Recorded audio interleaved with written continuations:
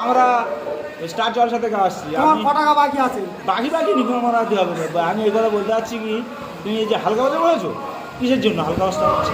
ও দাদা, এখানে একটা ভাড়া এসেছিলাম কাজলে। হ্যাঁ, তার মধ্যে ফেলেছো? তারা মানে 15 ছেড়ে দিয়েছে। হ্যাঁ, 15 ছেড়ে দিয়েছে। আচ্ছা।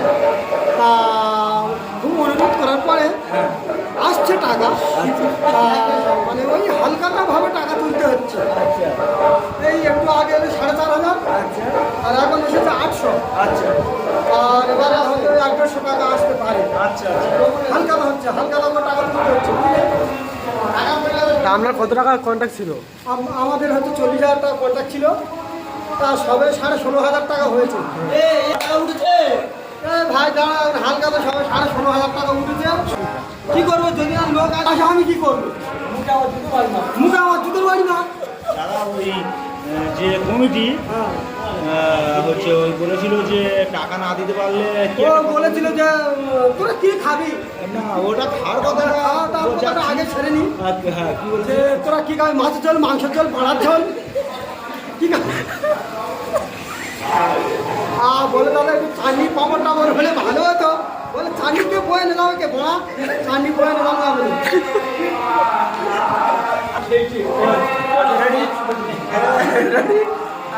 অ্যাকশন। দাদা ওই টাকা পয়সা দাদা ব্যবহার করে কমিটি কি বলেছিল? বলেছে তোরা তো আমাদের দেশে ধরো ভাড়া থাকতে হয়েছে, তোদের খেয়ে যদি না আমি টাকা দিতে পারি, তোরা আমার মাছ আছে। এই পর্যন্ত এখনো পর্যন্ত কোনো খরাকি এলো না।